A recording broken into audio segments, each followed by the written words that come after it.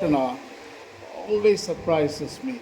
Look at here, so many people she has gathered, and also beautiful environment, air condition, beautiful projector, seats, and also beautiful people to fill them. That is so nice to. I know all of you. I know all of you unconsciously in the soul level, all right? We met many times in different environments, of course, in different forms, right? We met and we lived side by side. We conversed together, we ate together, we slept together, we died together. Yeah, that is the unbelievable insights from the soul. If you let your soul talk, it will talk about only one thing: truth. Truth. There is no philosophy, there is no theology, there is no politics, there is no technology, nothing. It talks only truth, nothing else. So the ultimate knowledge and wisdom, everything comes from the soul. So look at here, my title. It's a judgment of the soul, ecological balance through Jain food and thought.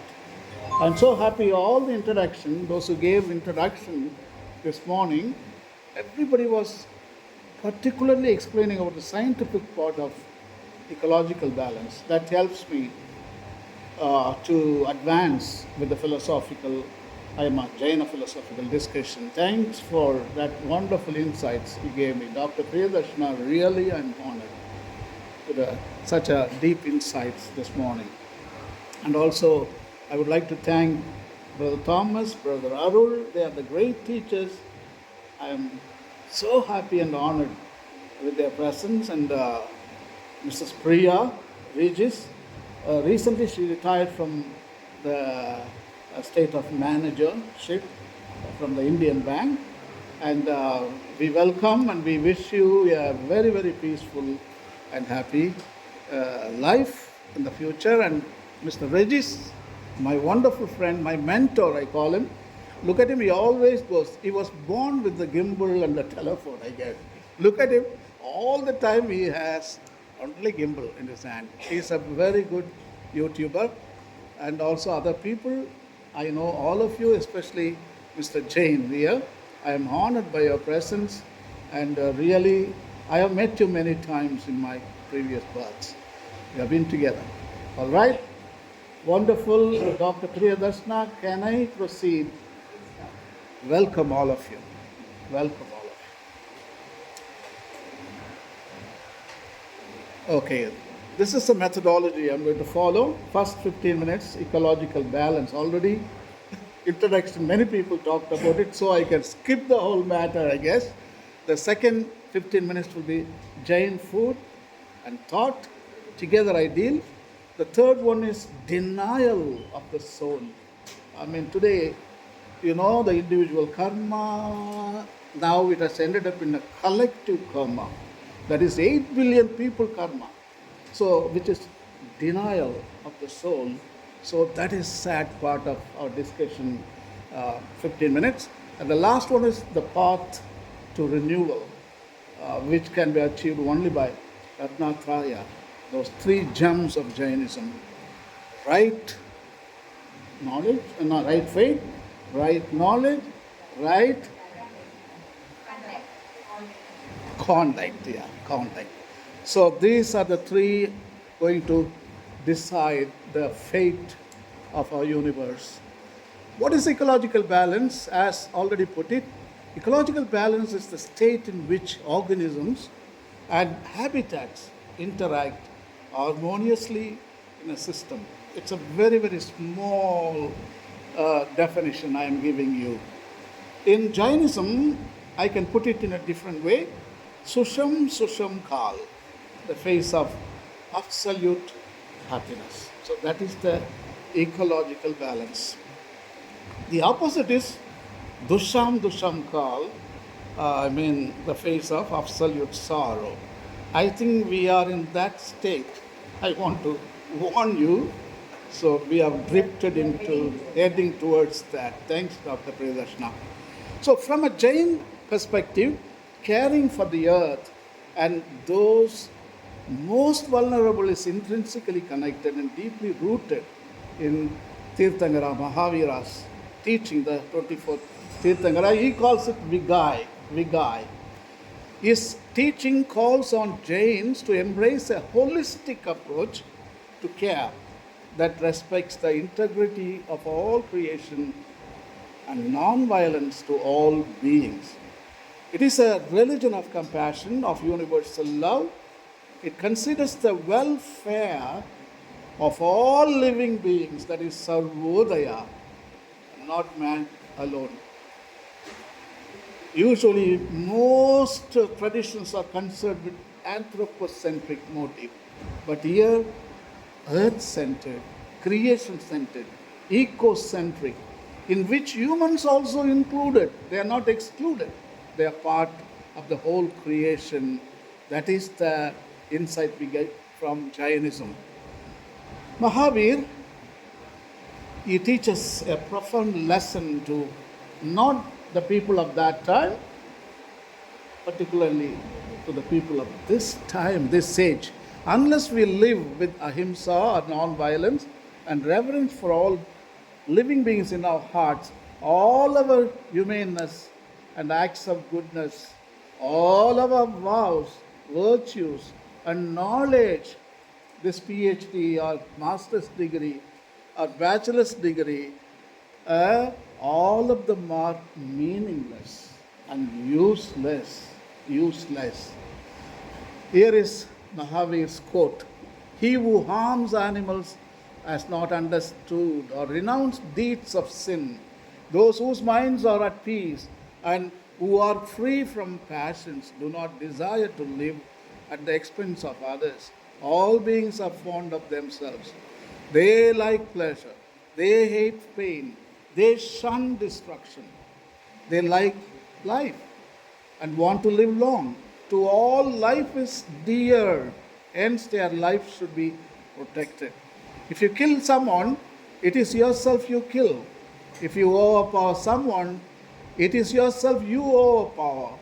If you torment someone, it is yourself you torment. If you harm someone, it is yourself you harm." There are different holy texts here I have quoted. I give you the PowerPoint I already sent to Dr. Priyadarshana. She is going to forward the PowerPoint to all of you so you can read in your comfort of your house and bed. So these are the different texts I have given you, which centered on non-anthropocentric. Anthropocentric means man-centered human progress, human welfare, human salvation, human redemption, so on and so forth.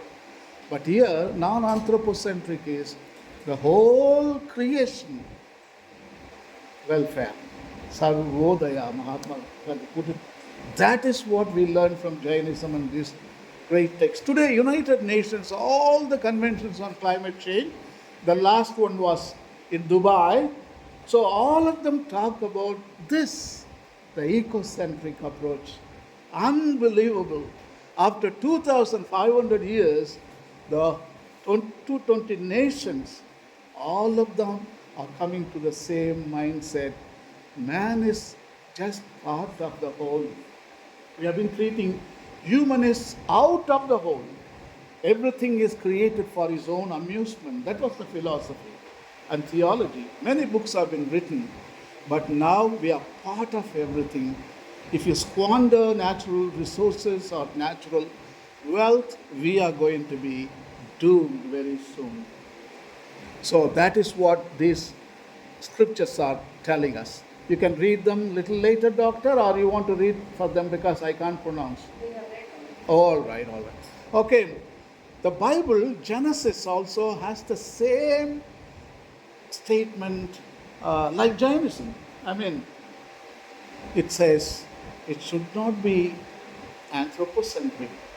It should be balanced. Ecological balance for Bible is, then God said, "I give you every seed-bearing plant on the face of the whole earth, and every tree that has fruit with seed in it.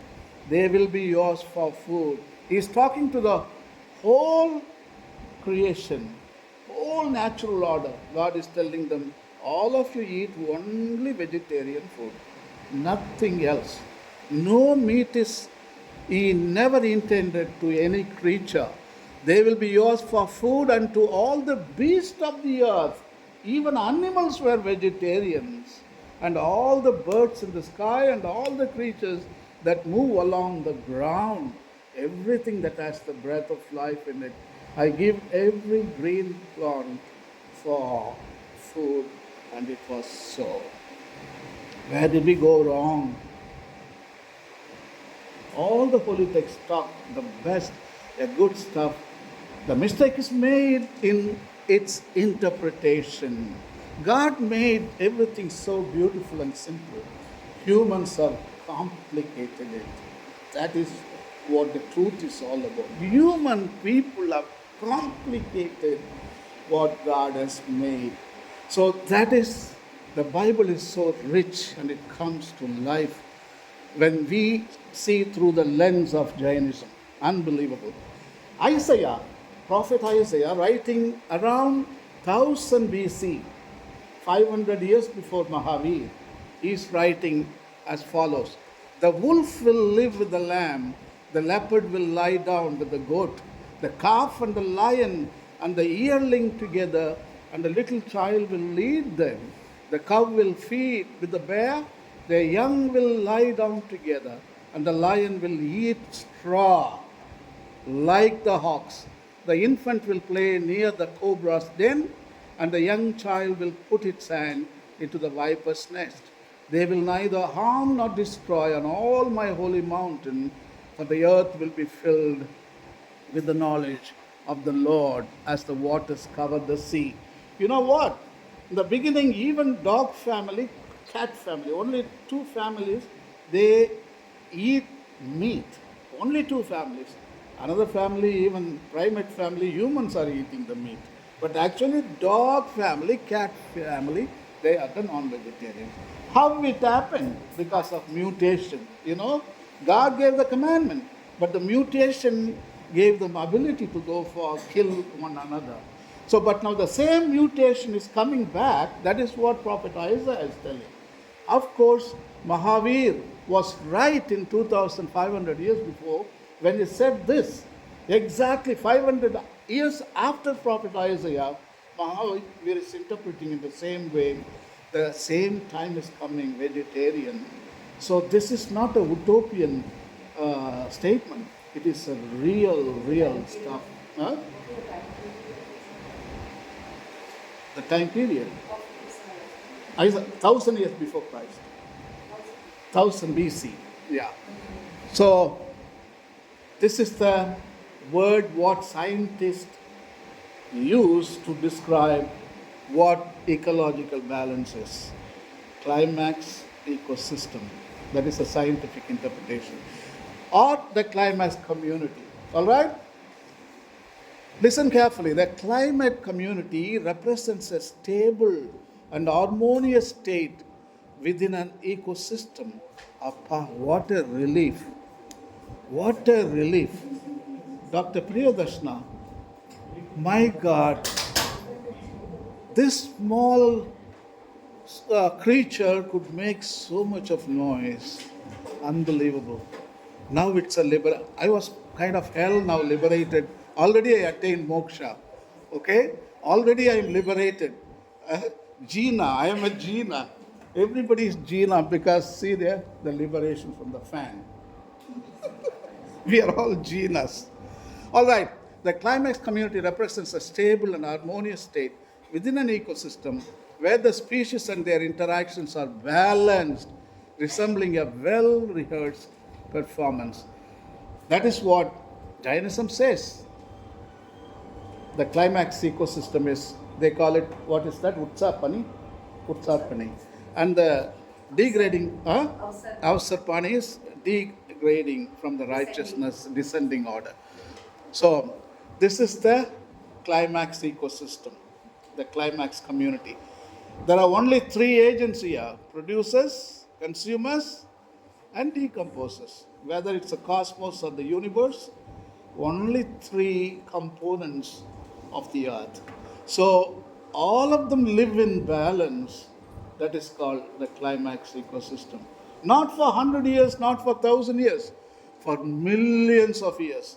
All the ecosystems like mountain, ocean, rivers, and taiga, tundra, chaparral, all these ecosystems have been living for the past 2 million, 4 million years in balance until human ascending.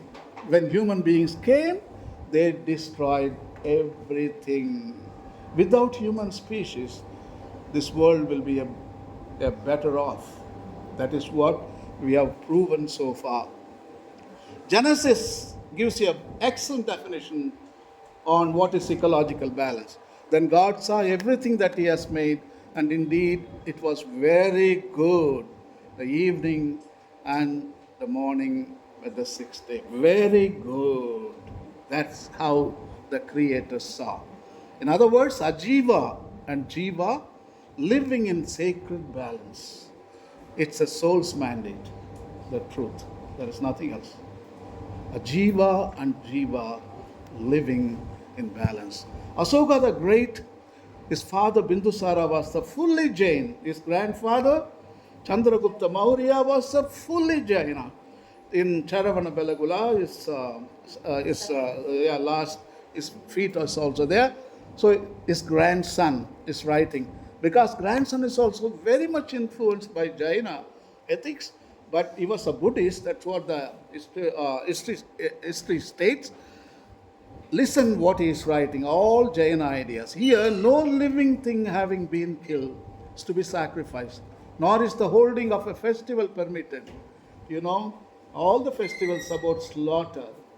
You know, all the festivals in India, slaughter. Kill sheep, kill bulls, kill pigs, everything slaughter. Every festival, every marriage is a slaughter. It is not a celebration of the event. It's a celebration, not the celebration. It's a tragedy of the slaughter. In India, millions of festivals, all the religions. Every Sunday, for example, is a slaughter day. But the Lord told it's a rest day.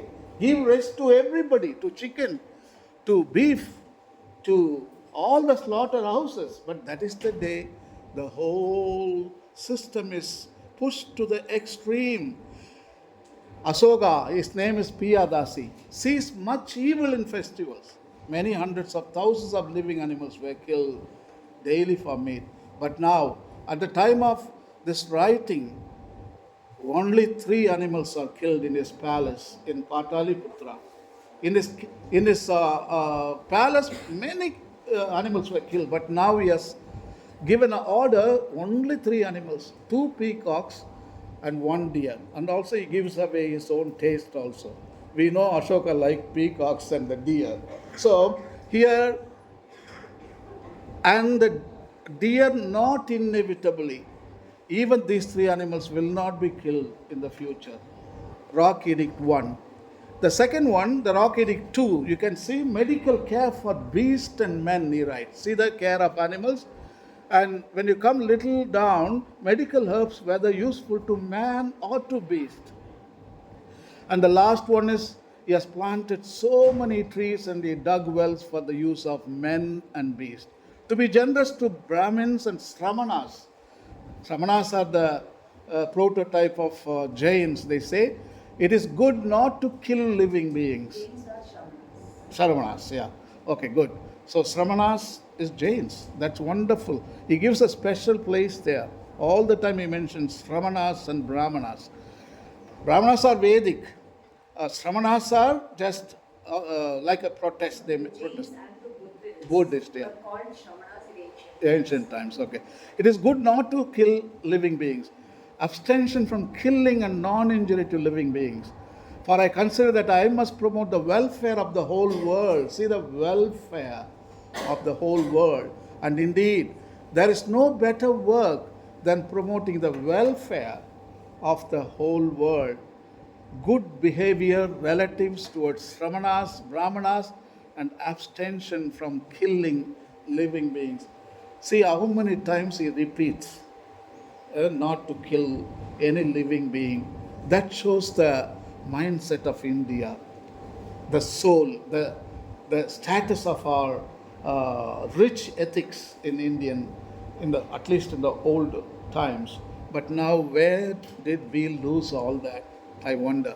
Exodus, the book, famous 10 Commandments. You all know God gave 10 Commandments, among which you shall not murder. That is one commandment. It's an open statement. It doesn't say you shall not murder human being. You see, it's an open statement. It is open to discussion and also interpretation. It is a soul's persuasion. You know, you shall not murder is the legislation. But persuasion, your soul can interpret much deeper. It can extend not only to humans. Persuasion goes very far. Legislation goes only that far. Persuasion, that is the language of the soul. Pillar Edicts, it puts it so beautifully. Beloved of the gods, King Piyadasi speaks thus. Dhamma is good, but what constitutes Dhamma? It includes little evil, much good, kindness, generosity, Satya, truthful, and purity. Wow. Celibacy, Brahmacharya, all those ideas is inscribing in his rock edicts in 230 BCE. This is Mahatma Gandhi at last. He came, welfare of all beings. Now we are entering into second part of our discussion. 95% of our prehistory was vegetarian, humans. 4 million years, that's what the anthropologists, they say that humans have evolved in Africa. Australopithecus afarensis, that was the first species name, and then Boisei, then Homo habilis, that 2.5 million years ago, he became a non-vegetarian. He was the first one at the taste of the blood. So most part, we were only vegetarians. All the Homo erectus was a vegetarian. All these people were Homo sapiens. We lost our soul, non-vegetarian. Can you imagine? So our beginning was good. Again, Jainism is right. Utsapini, Ausarpini. Beginning was good. For Jains, vegetarian is mandatory based on Ahimsa and Satya principles. The Jain text, vegetarianism historically stems from the objective of extending Ahimsa to all beings. Some Jain scholars and activists support veganism as they believe the modern commercialized production of dairy products involves violence against farm animals. See, Jainism has taken their ahimsa to another level of interpreting it. Today, even vegetarian food, when you call it, there is a lot of harm is done to animals. So, veganism. I will show you, they go much deeper into veganism in a short. Sattvic diet means they don't even eat some of the vegetables, excludes root vegetables like potatoes, onions, and garlic. Unbelievable. That's another type of vegetarian. You can't even call vegetarianism. Vegetarian can't come close. Hemachandra, 12th century, he was the great sage, became friendly with Kumarapala, one of the rulers of that time, and he banned, because his influence of Jain ethics made Kumarapala to ban animal sacrifice. The religion was completely uprooted in Gujarat. Even almost 900 years after Hemachandra, Gujarat still continues to be a predominantly lacto-vegetarian state, despite having an extensive coastline. I go very, It was called as Amari Ghoshna. Amari Ghoshana. Amari means no Marna. Okay. Ghoshna means The cow. order. Order, Ghoshana. Okay. I always go to Gujarat to give talks. At that time, I go in the train, When I go in the train, I pre-book the meals. So they call Raya Pakasi. Only myself in the whole, compartment, non-vegetarian. I'm talking about some 15 years ago, non-vegetarian. Raya Pakasi, non-vegetarian. Everybody looks at me. Who is this stranger? And who is this from another planet? So now I don't do that. So another planet. All the people are vegetarian. Unbelievable. I mean, that is Sare Jaga Se Acha. This is what India is all about. Influence on vegetarian cuisine in India, my God. Here is the list, here is the list. I live from Tiruvannamalai district, no, Vellore district, bordering Tiruvannamalai. You know Tirumalai, the Digambara, big mutt is there. So we are living just 45 kilometers away from. So our food habits were influenced very deeply by Digambara Jains. We were vegetarians entirely. I don't know how I drifted into non-vegetarian and again came back to my genes are calling out loud. They are crying out loud. Come on, come on. You are like what is the Chanta Shoka, like a Kalinga war. I went to Kalinga war and I came back now Dharma Shoka. So everybody doing the same thing, Kalinga war, all the time in your soul's level, but you can come back to Dharma. We can do that. We are capable of doing it. So this is a logo, no? Vegetarian green. When you shop, you can do and find out. And non-vegetarian is red. Everybody knows what not to do.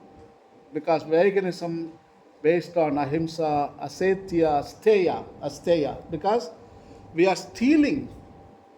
So veganism doesn't even steal. You are stealing the milk of the cow. The milk belongs to the calf. But you are bringing the cow and you are drinking it. So asteya, you are stealing some other. So right there, brahmacharya and aparigraha. All these are included in veganism. Veganism is a lifestyle choice that extends beyond diet, encompassing the avoidance of all forms of animal exploitation in clothing, cosmetics, entertainment, and other aspects of life. So it's not about only food alone, also includes everything. Jainism indeed emphasizes the plant-based diet rooted in principles of non-violence and compassion towards all living beings. It certainly aligns with many aspects of modern veganism, but you see, I want to show you the difference. Jain veganism is something much deeper. The avoidance of certain root vegetables and strict avoidance of harm to microorganisms, which is beyond the scope of typical veganism.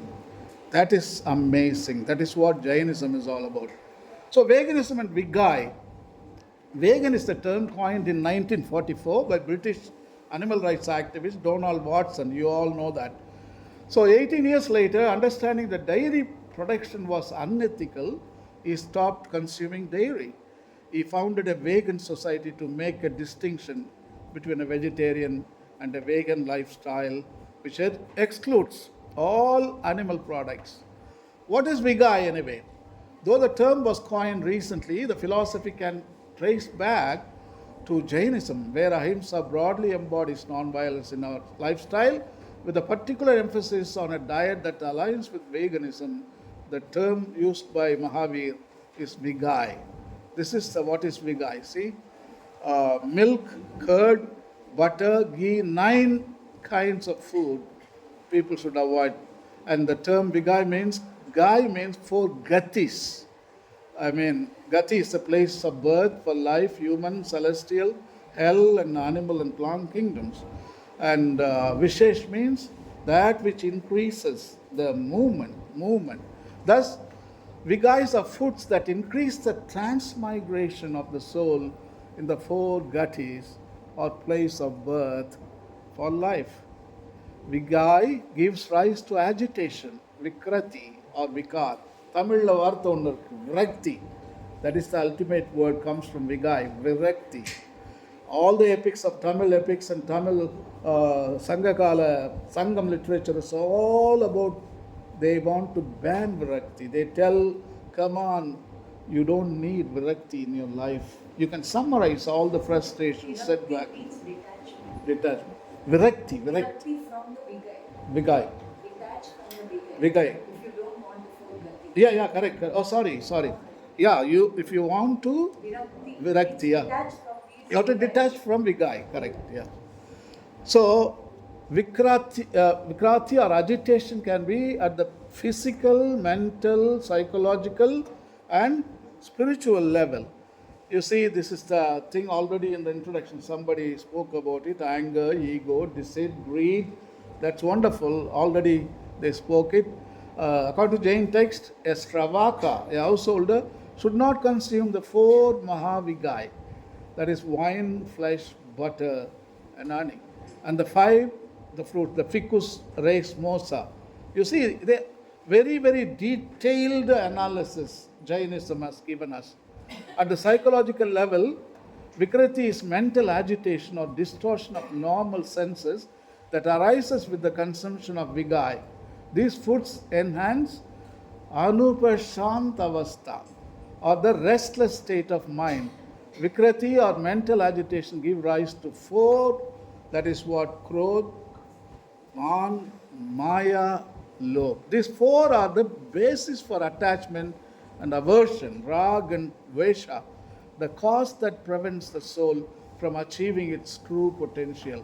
Did you know that greed comes first and then brings in its other three friends? Yeah, this is how it works. You know what?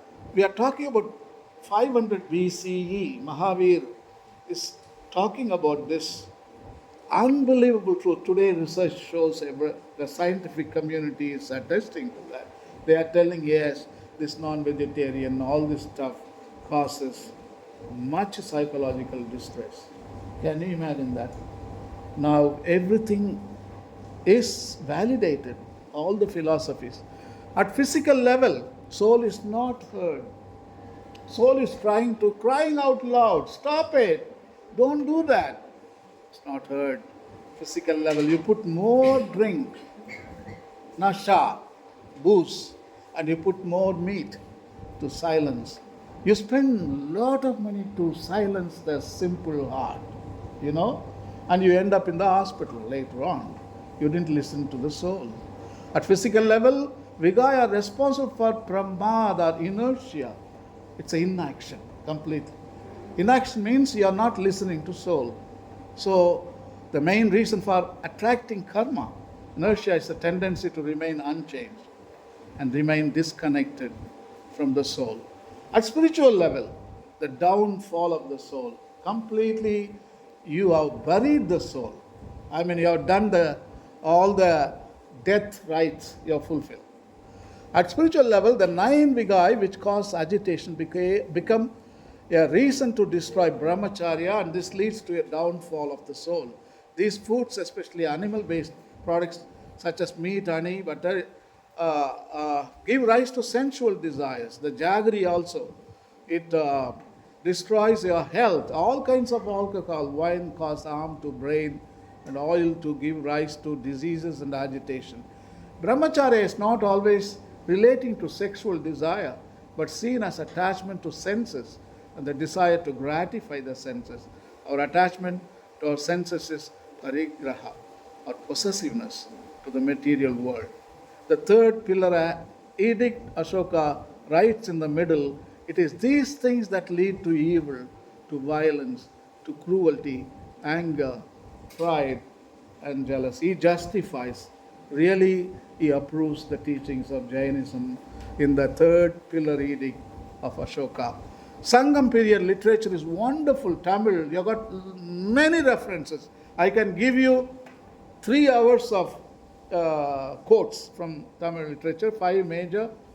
Silappadigaram, Sundamani, Valayavasi, Kundalagesi, Manimekalai. 5 minor, Yashodhara Kaviyam, Nagakumara Kaviyam, Udayana Kumara Kaviyam, Nilakesi, Chulamani. Those are minor epics. The narratives, most of them are Jain, authored by Jain monks. 8 epic attributed to Jain monks. Only 2 are Buddhist monks. That is one we were discussing about that. No, one Manimekalai and Valayabadi. Both are only Buddhist. The rest of them are Jain. Narratives against animal sacrifice. All these books are concerned about this. Animals against the sacrifice, favoring vegetarianism, non-possessiveness, renunciation, brahmacharya, witnessing to the truth, satya. That is what the 5 Mahavratas, that is the teachings in every epic. That 5 recurrent themes, they come again and again. ஐஞ்சிறுங்காப்பியங்கள் one Nilagesi, a small, Nilagesi is a woman character, a Jaina, a Sadhvi. She has the Nilagesi, that means blue hair. She had, today many people like to dye the blue hair. Maybe you want to be a Nilagesi. Dark, Nilagesi, okay. Dark hair. So that woman is arguing with the Buddhist monks because Chulamani is the Gundalagesi is the Buddhist epic. So she is arguing against them, how they are eating. These monks, they come, they perform puja, they sacrifice animals, slowly they take the meat and they go home and they eat and they make merry. So she is bringing out everything openly. And see, I can't read, but anyway, kolvadu theedana porul vali velviyur kolapaduvavil, it goes like that. She is arguing, you are doing a dirty business. You yourselves are thieves. It's unbelievable argument going on in Nilagesi. And probably this happened in northern part of India. But the Indian authors, Jain monks, they copied from North India and they promulgated, they published here in Tamil Nadu, which Tamil people also, they shunned the whole sacrifices in those days, and they became very, very compassionate and merciful towards creation. At last, Tirukural is an unbelievable document. Thinar Puruttal, it is a Jaina author, Thiruvalluvar. I mean, it's debatable, and I'm not entering into debate here. So many people say he's Jaina. Thinar Puruttal, because that first song, no, Agara Mura Eluthallam Adi Bhagavan Mudatte Ulagu. Adi Bhagavan means Adinath, Rishapanath. So that is what he says in the first. So many people say it must be a Jaina Kapya. Thinar Puruttal Kolladu Ulagenin Yarum Vilai Puruttal Unduruva Ril. See, Kalanjar Vilakam. May Kalanjar's soul rest in peace. புலால் உண்பதற்காக உலகினர் உயிர்களை கொல்லாதிருப்பின் புலால் விற்பனை செய்யும். See the Kalanjar voice, no, you can talk like விற்பனை செய்யும் தொழிலை எவரும் மேற்கொள்ள மாட்டார். That is the so beautifully put in Kalanjar. Kalanjar is an amazing man. His interpretation is the best on this Tirukural. What it means? If the world did not purchase and consume meat, no one would slaughter and offer meat for sale. Fifth Pillar Edict, I'm not reading it. Completely it mentions about only animal species.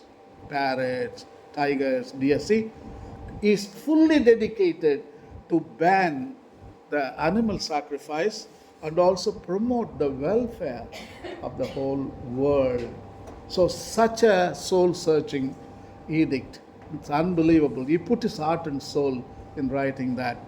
Bal Gangadhara Tilak, he states as follows. In ancient times, innumerable animals were butchered in sacrifices. Evidence in support of this is found in various poetic compositions such as Megadatta, but the credit for the disappearance of this terrible massacre from the Brahmanical religion goes to Jainism, period. This mantra, Bhojana mantra in Jainism, that includes everything. Before meal, this prayer is supposed to be said. I think the Jains here, they know that prayer very well. At last, Christianity comes here. Pope Francis is in the hospital, very serious. Say a prayer for him. Pneumonia. So it's very sad. So he really talked, he wrote many texts in favor of welfare of the whole world. So Christianity really at last, they, Assisi and so on, yeah. So he has brought 2 billion Christians at the service of non-vegetarianism. He has invited now. Vegetarianism. Now he is inviting 2 billion people, come on, don't come away from non-vegetarian and become vegetarian. Maybe vegan, I don't know when, like you, but vegetarian is a good stuff already. We need a new mindset. and a new holistic approach, and must plan food systems that protect the earth and keep the dignity of the human person at the center, that ensure enough food globally and promote decent work locally, and that feed the world today without compromising the future. This is a statement, the summit of the United Nations they had in 2021. It's a food system summit. Now we come to the third part, is the denial of the soul. That is the root of our unjust food system. That is what we are facing today in the world. Okay, Kala Chakra, you know very well. Dr. Priyadashna and also other Jains here present, I want to tell you, you know what? Everything is predestined here. The Jain scholars were so smart in explaining the fact that everything is like a DNA is predestined. One is ascending, one is descending. So The way you put the emojis, I know. so beautiful. Sushma ke liye two, then Sushma ke liye one. Yeah. And then one sad and one happy. That's right. That's right. So now we are going to the good state only. All our attempts. You are not going to stop the Avsarpini. We are going to doomed already, because Jainism already told it's a completely a renewal of the whole creation. We don't need anything automatically. I'll explain. Huh? If you give me 1 second. Please, please.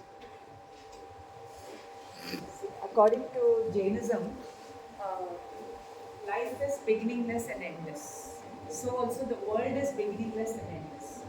And the creator is embedded in the creation.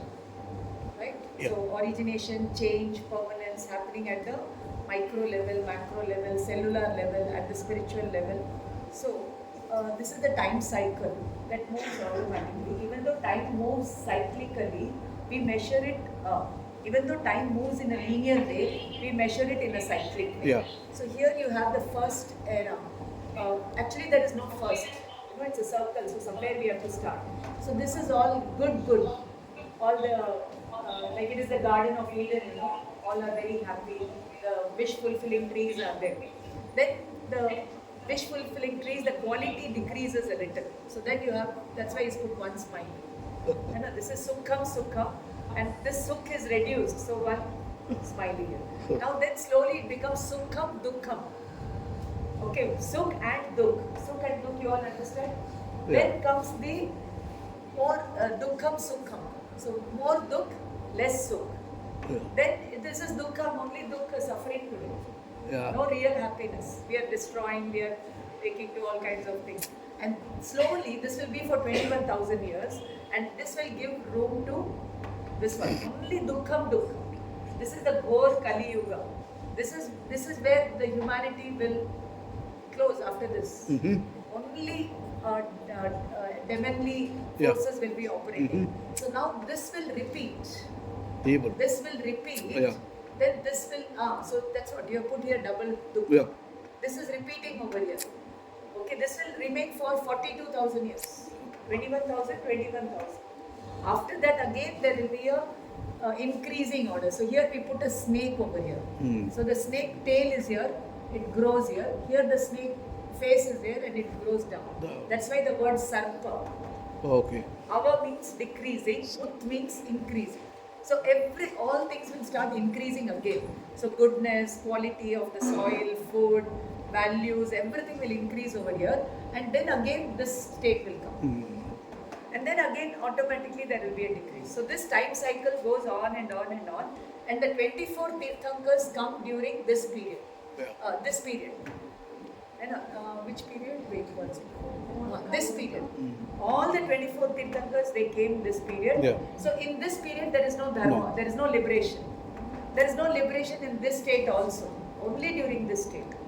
But the teachings that they have given can be learnt over here, practiced over here, understood over here, so that one day we can also rise in liberation and come out of this culture. Beautiful explanation. Thank you, doctor. Thank you Very so much. beautiful slides. Beautiful. Oh, thank you. Very beautiful slides. Okay. Now we come to the karma, no? The individual karma. collective karma. What is it and how can we work with it to contribute to a better world? We may be familiar with the idea of karma on a personal level, but what about in the context of a larger community? Karma is the eternal law of cause and effect. Karma is generated with every thought, word, act, and indeed, it can reach into any aspect of life. Newton's third law for every action, there is an equal and opposite reaction. So, for a good action, there is a generally equal in magnitude good action coming back to you. For a bad action, likewise. So, to stop the chain reaction, the only thing we can control is ourselves only in the soul level. You can bring out the change only in the soul level. Yes, nothing else. Not in technology, not in economy, not in politics, not in religion. Only soul can undo. All the Tirthankars, they I know. convert themselves and they liberate it. I know. Collective karma. This is what I am telling. That is what Doctor was telling. The good times are over. Tirthankaras came and gone.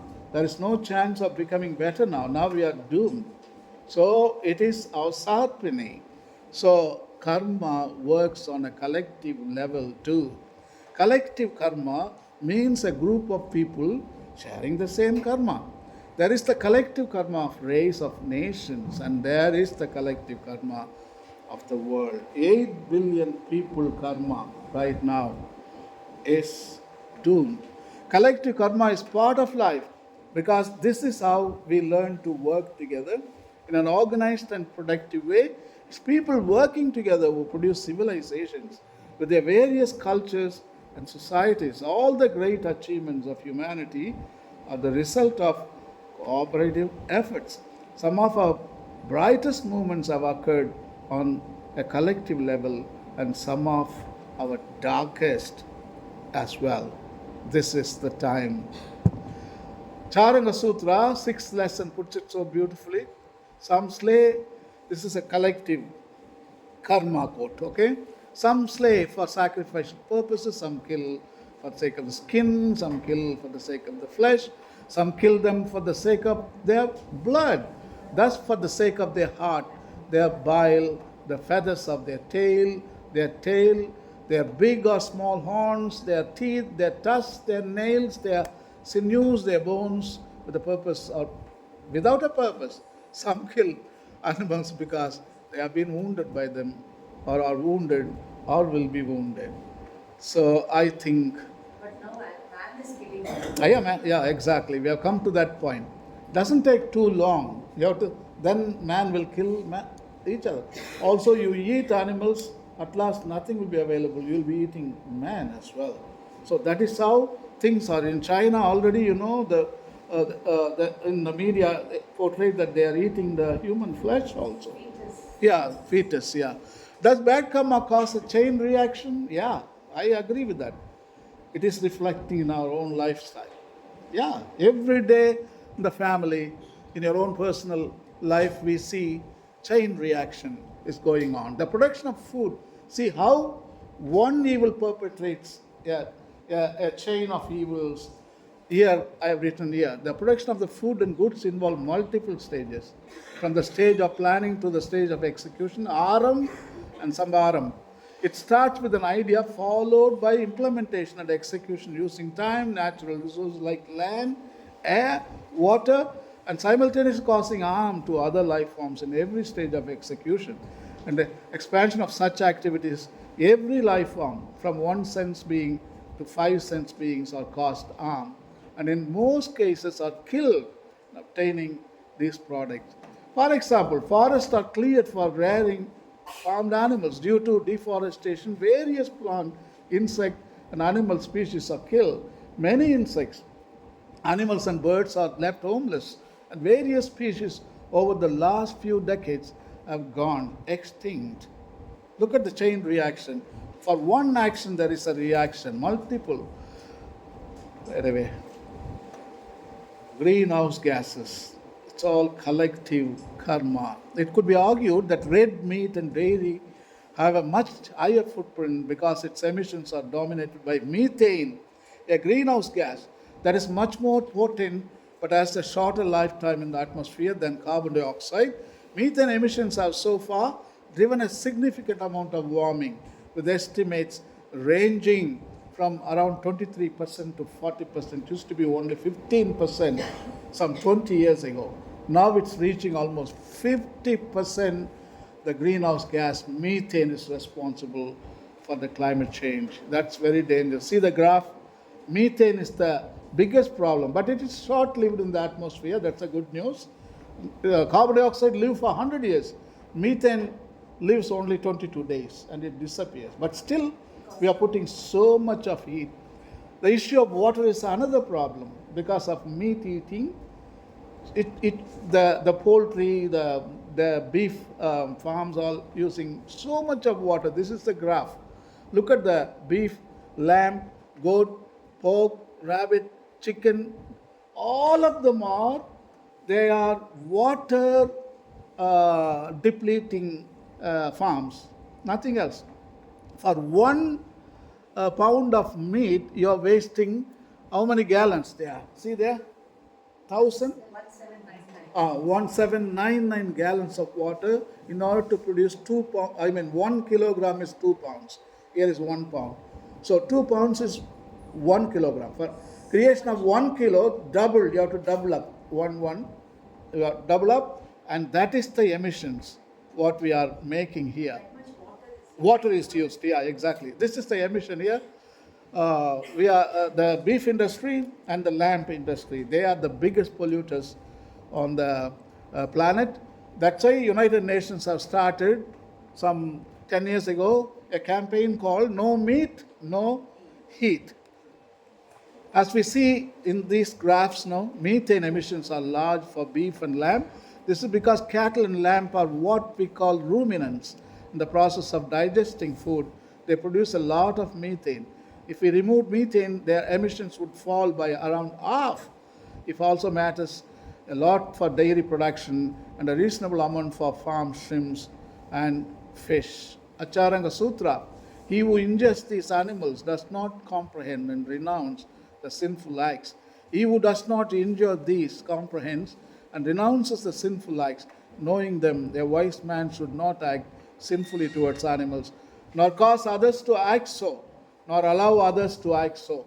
He who knows these causes of sin relating to animals is called a reward-knowing sage. Proverbs in the Bible, the same mindset. They have written all this text. A righteous man regards the life. Yeah, we'll finish. Yeah. Rush, I'm going to rush. Yeah, I'm going to. Yeah, life of the beast, no problem. A righteous man regards the life of his beast, but the tender mercies of the wicked are cruel. The Isaiah puts the same thing. Again, the good times are coming out.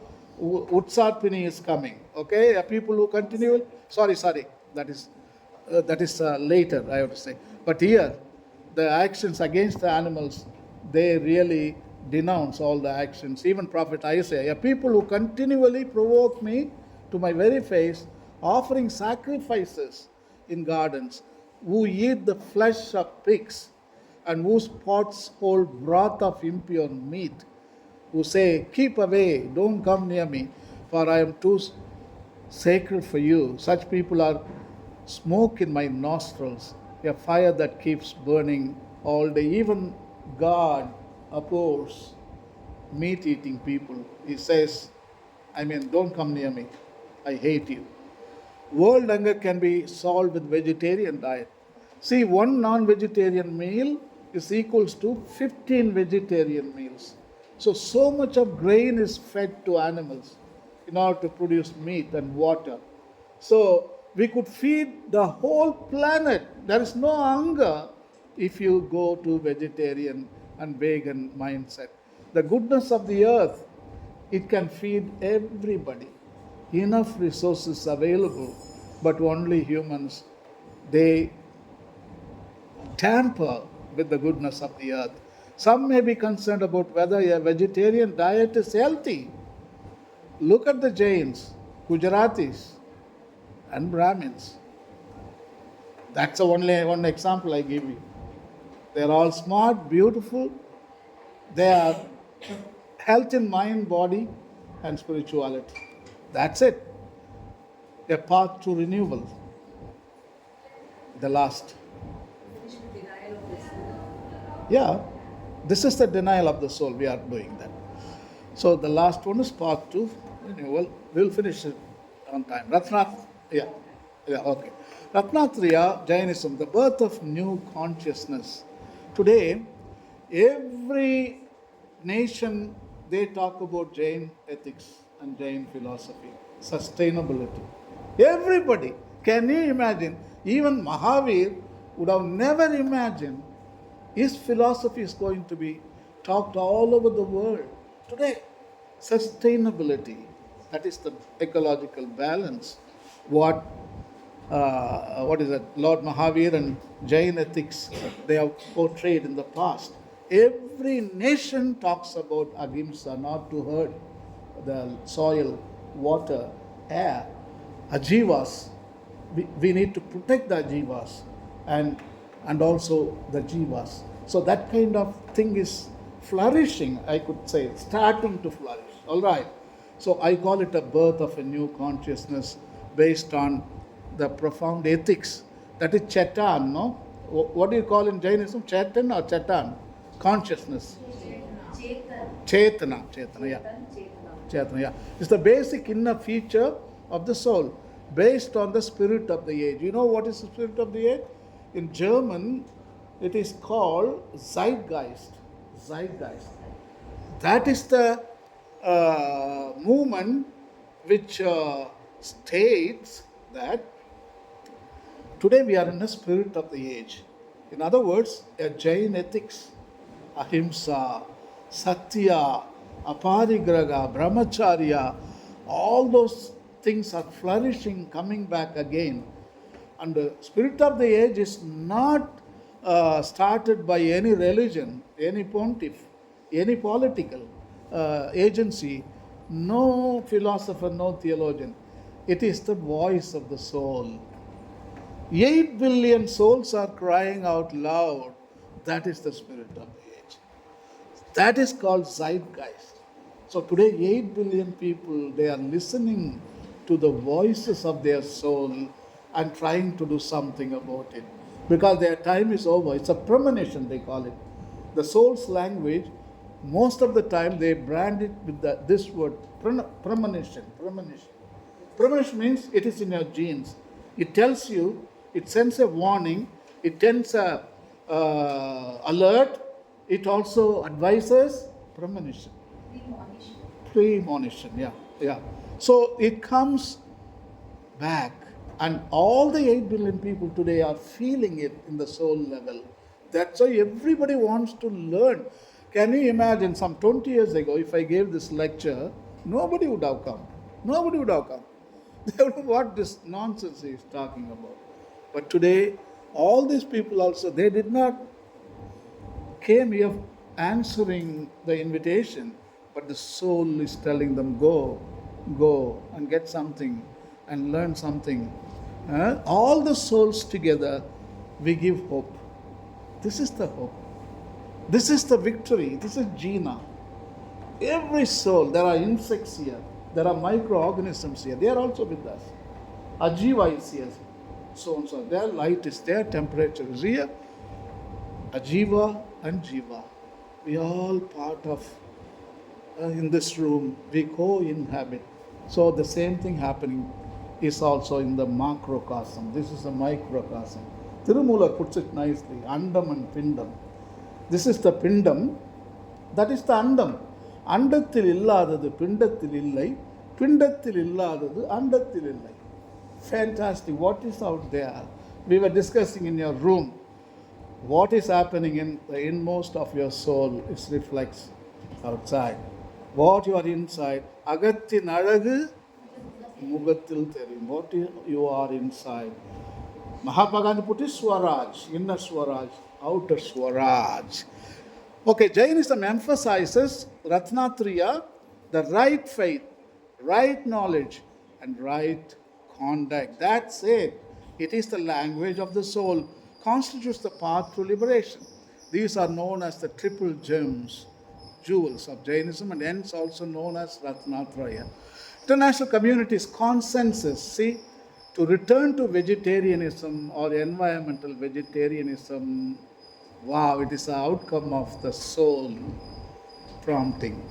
Zeitgeist. Learn that word zeitgeist. You type in Google search zeitgeist, they will explain everything. It's a spirit of the age. It's all the 8 billion souls are coming together at one point of our history. We Why are, not age of the spirit? huh? Why not age of the spirit? Why spirit of the age? That's why they call it zeitgeist, spirit of the age of the spirit. Maybe We'll discuss. we will discuss later. Yeah, environmental vegetarianism. This is one of the outcome of the zeitgeist. Everybody commonly, it is called environmental vegetarianism. It's the perfect practice of vegetarianism that is motivated by the desire to create a sustainable diet, which avoids the negative environmental impact of meat production. Livestock as a whole is estimated to be responsible for around 15% of global greenhouse gas emissions. As a result, significant reduction in meat consumption has been advocated by, among others, the Intergovernmental Panel on Climate Change, that is IPCC, in their 2019 special report and as part of the 2017 World Scientist warning to humanity. Other than climate change, the livestock industry is the primary driver behind biodiversity loss and deforestation and is significantly relevant to environmental concerns such as water and land use, pollution, and unsustainability. You know, the Burger King and McDonald's, they are the common examples given the destruction of forest in Amazon. Completely destroy, and you raise cows and make beef, and then you destroy all other life forms. When you destroy all the biodiversity, souls, how many souls are completely wiped out? Nature is nothing but it's a fabric woven by the souls. Nature, the universe, is the fabric that is woven by the souls. That's all. Thousands of souls. It's a fabric. That's it. Vatican encourages transitioning to plant-based food. Here comes the real statement from Vatican. You will be very happy. We are very happy. We thank to Pope Francis. First time in the history of the church, Vatican is promoting vegetarian lifestyle, improving sustainability in diets by reducing food waste before and after market, after making, composting, buying food from local producers when possible, transitioning from meat-based to plant-based meals. That is the statement. Great statement, but nobody talks about it. Everybody bypasses that. But I always, vocally, I am very loud about it. So we are trying to read that statement, make sense to our people. New heavens and new earth, that is the Utsatpini, what we are talking about. We are coming towards the end. The bad times are over. Everything gone. Now we are looking with hope and we are entering into, what is that? That first Sukham Kal. Subham Kal. The wolf and lamb will feed together, and the lion will eat straw like the ox, and dust will be the serpent's food. They will neither harm nor destroy on all my holy mountain, says the Lord. The mutation is bringing back the whole of creation, Ajiva and Jiva, not to abuse each other. We are going to live in peace and harmony. That is what the statement says. So this is not a utopian vision. It is the reality. We many times in our religion we talk, oh, it is a utopia. Utopia means something that will never come, just for the sake of wishful thinking, utopia. This is not a wishful thinking. It is really a fact, a scientific reality. Also, Mahavir has talked about it. The Jain cosmic wheel of time revival of Ratnatriya can usher in the advent of the new heaven and new earth that was foretold by the Tirthankaras. It's predestined like in our DNA. That is what Dr. Priyadarshana just told you. It's all God is inside and is our universe is animated by the soul at last. All right? Our universe is animated by the soul force, truthfulness, soul force. So that is the truth. Seventh pillar edict is forever contemporary. I want to read it in entirety about it. So you are going to like this text. It's going to summarize all that we have been discussing for the past an hour and 15 minutes. Thus speaks the beloved of the gods, King Piyadasi, that is Ashoka, on the roads. I had banyan trees planted, which will give shade to beasts and men. Look at the use of language. He throws beast first. Humans come second. See, that is unbelievable writing from the 230 BCE, beast and men. I have had mango groves planted. I have had wells dug and rest houses built at every 8 kilometers. And I have had many watering places made everywhere for the use of beast and men. That is the seventh pillar edict. I have appointed some Mahamatas to concern themselves. Mahamatas means they are the interpreters of the Dhamma, concern themselves with the Buddhist order, with Brahmanas and Ajivikas, with the Jainas. He particularly mentioned Jainas. The word Jain is there. Yeah, Jain is there in the edicts. Yeah, Jainas. So, you know why he mentions? Because he's going to talk about Jaina ethics. That's why he mentions particularly Jains. Recently, I just did research on that. And with various sects. Thus, the glory of Dhamma will increase throughout the world and it will be endorsed in the form of, see there, mercy, ahimsa, charity, satya, truthfulness, purity, brahmacharya, gentleness, aparigraha, and other virtues. All the five Mahavratas he is summarizing in this edict, especially mentioning the name Jaina, very particularly. So that is amazing edict for the Jainology department. You can do further research on Romila Tapar. I just did research on her, and she writes all that. The last one is the advancement of Dhamma amongst men has been achieved through two means: legislation and that is the language of the soul. See, Asoka really brought this out from his own soul. That's why this edict is very forceful. But of these two, legislation has been less effective. Then and now. Even now, legislation is not at all effective. In Tamil Nadu and so on, there is no legislation. In some parts, North India, absolutely, they will ask you, what is legislation? Yeah? To that point, we have gone. But persuasion, see, I am putting soul. More so, he writes, more so means it's much effective than legislation. That is better. I have proclaimed, he gives a good example also. This example explains what is legislation, what is the power of legislation, and what is the power of the persuasion. Listen carefully here. I have proclaimed through legislation, for instance, that certain species of animals are not to be killed, and other such ideas.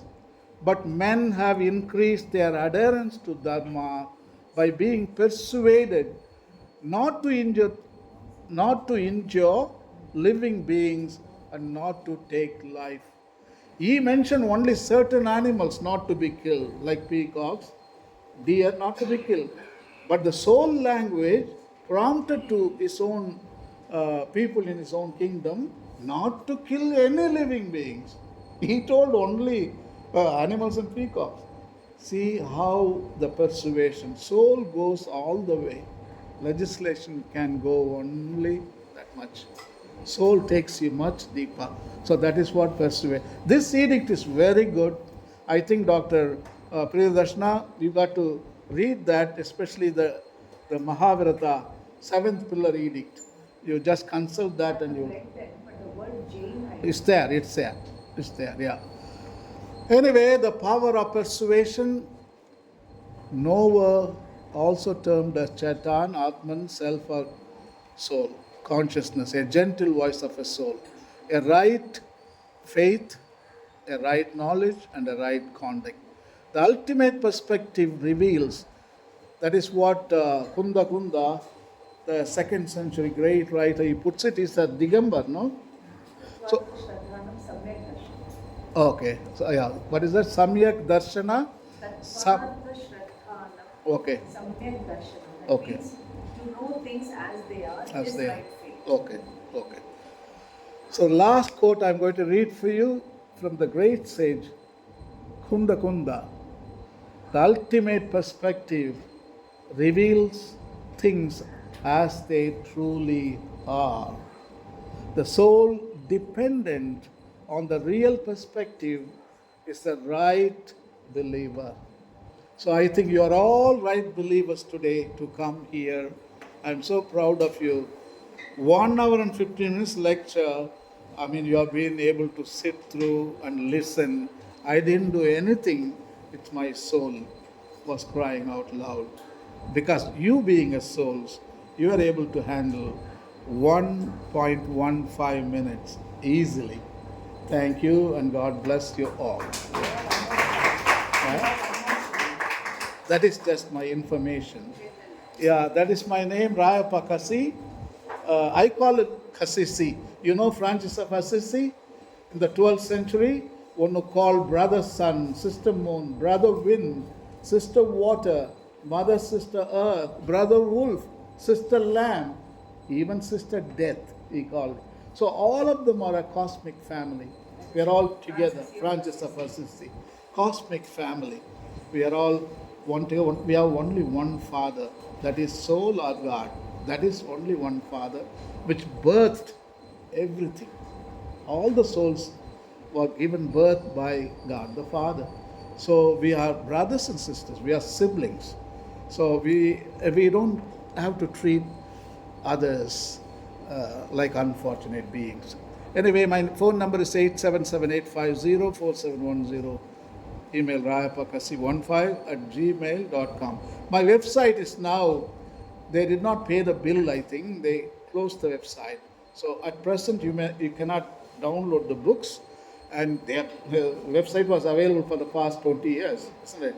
So, but now again, I'm going to make a new website. So you can, later on, you will be able to see. You just type Rayapakasi now and then. Probably the new website will be there, and you can download all my books. And may God bless you all. And thank you, Dr. Priyadarshana and Dr. Jain and the other doctors and all the great souls here.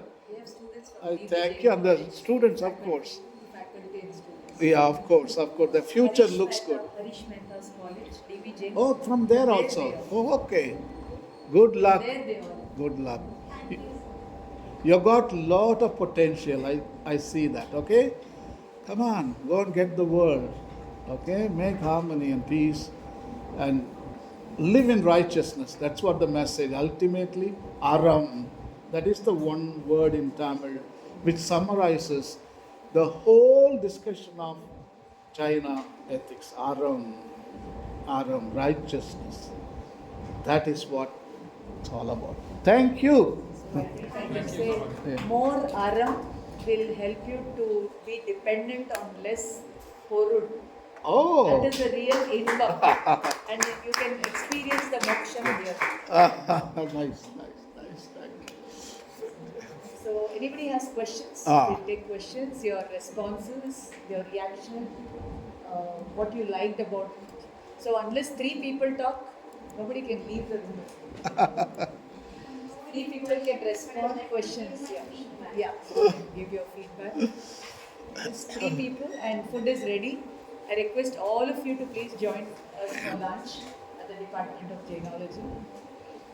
Before I present the vote of thanks. Yeah. So, good afternoon all. Thank you, sir. Thank you, ma'am. This is such an amazing opportunity to explore more about Jainism. So, we students are from DVJC. We were basically thought about Tirthankaras, all our three jewels of Jainism. We were thought about all this, and we used to say our prayer every day, followed by Tamil Taivattu. And yes, every day, every class we attend in our college was something very new and engaging to learn. But today it was really a thought provoking, invoking, and eye opening session, sir.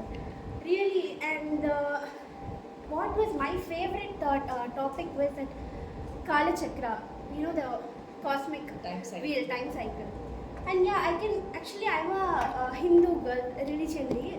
Like, I can actually connect that with, you know, Four yugas. Satya Yuga, Treta Yuga, Dwapara Yuga, Kali Yuga. So, like, we all are divided by our religious culture traditions, but Adipadela, like, basically, you all are one.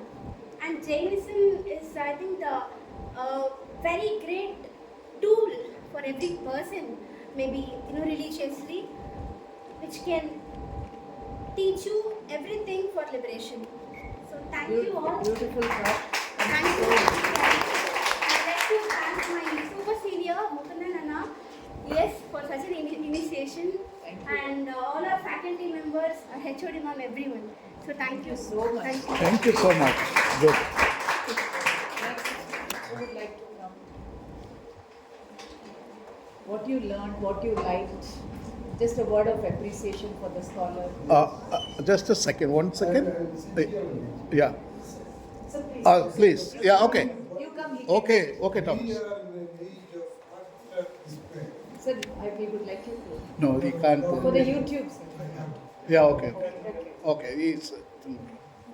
We are living in an age of what we know utter despair. Yeah. And this thought that you have given today is like a silver lining in the dark clouds. Thank you. Oh my. The brother Thomas wording, I want to take it to another level. That is called the Great Derangement. That is a book available in the market. A derangement means we don't know what to do. We are just shocked. That's it. In inertia, we don't act anything. So we ran out of ideas, creativity, everything. We are at the dead end. So that is the great derangement. But not yet. Derangement, yeah. So, but Jain ethics can really open and show arrangement, yeah, exactly. So, this I sent you the book also on the line. So, this is what Jain ethics can give you, can show you a way which is already traced in your DNA, which is innate in your soul. You know what? Nobody can give you anything which your soul can't give you. Everything is innate within you. Whatever I did, I reminded you. I just awakened some things from your own soul. It is not from outside. Nothing goes inside. From within you. அண்டத்தில் இல்லாதது பிண்டத்தில் இல்லை, பிண்டத்தில் இல்லாத அண்டத்தில் இல்லை. From soul only everything springs up. So you become the resource and you give to the world from here. Don't take, it's a misleading that we go outside and that's why we tarnished the whole planet. We impoverished the whole planet, all the ecosystems outside. But the whole soul's resources we are having inside. There is no comparison. Material wealth is, they run out of stock very soon. But soul's resources, they never run out of stock anytime. Your resources in the soul are mercy, empathy, love, hope, kindness, ahimsa, parigraha, brahmacharya, satya. These are your soul's resources. Today we need to give them to the planet. Stop taking and filling inside because there is no room to fill because your soul itself is full of resources. Look inside and you can find the answers. Thank you so much, sir.